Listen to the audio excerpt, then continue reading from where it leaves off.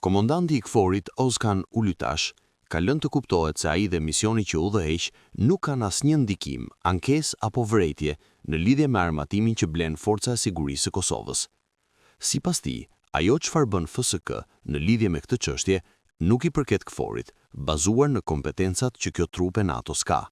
Transformimi I FSK-s ka filluar në vitin 2014 dhe mbështetet nga disa shtete përmes marrëveshjeve bilaterale. Vendimet për prokurime ushtarake janë jashtë mandatit të KFOR-it, ka thënë ai në një intervistë për medie në Serbi. Ulytash ka thënë po ashtu se antarësimi në NATO nuk I pengon aleatët të bëjnë marrëveshje shtesë bashkëpunimi ose stërvitje të përbashkëta.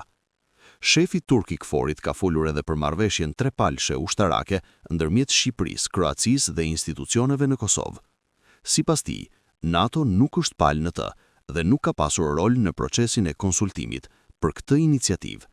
Antarësimi në NATO nuk I pengon aleatët të lidhin marrëveshje shtesë bashkëpunimi. Mirëpresim angazhimin e vazhdueshëm të Shqipërisë dhe Kroacisë në mbështetje të KFOR-it, ka thënë Ulytash. Në këtë intervistë, ai ka deklaruar që siguria e qëndrueshmëria në Kosovë, në fund të fundit, varet nga një zgjidhje politike. KFOR vazhdon të mbështesë plotësisht dialogun e ndërmjetësuar nga BE-ja për normalizimin e marrëdhënieve ndërmjet Beogradit dhe Prishtinës. Ky është kuadri për të gjetur zgjidhje për çështjet e mbetura pezull, duke respektuar të drejtat e të gjithë komuniteteve, ka thënë ai. Generali turk ka thënë që situata e sigurisë në Kosovë aktualisht është e qetë dhe së fundmi nuk vërejti ndryshime të rëndësishme në këtë drejtim. Natyrisht, situata mbetet gjithashtu e brisht si pasojë e çështjeve që ende nuk janë zgjidhur, deklaroi ai.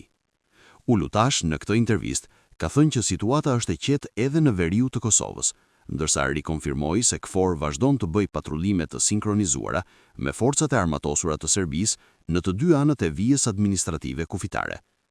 Gjithashtu jam në kontakt të rregullt me shefin e shtabit të forcave të armatosura të Serbisë, generalin Mojsilović, me të cilin kam zhvilluar bashkëpunim shumë të mirë.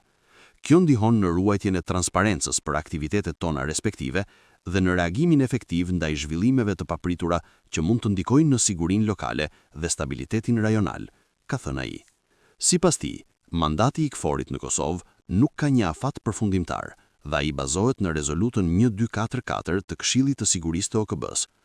Ai tha se forca dhe qëndrimi operacional I KFOR-it rishikohen periodikisht, ndërsa konfirmoi se aktualisht nuk ka ndryshime të rëndësishme në shqyrtim. Ulytash konfirmoi se Shtetet e Bashkuara të vazhdojnë të luajnë rol kyç për sigurinë në Kosovë dhe stabilitetin rajonal, ndërsa konfirmoi se rreth 600 trupa amerikane janë të dislokuara në kuadër të KFOR-it.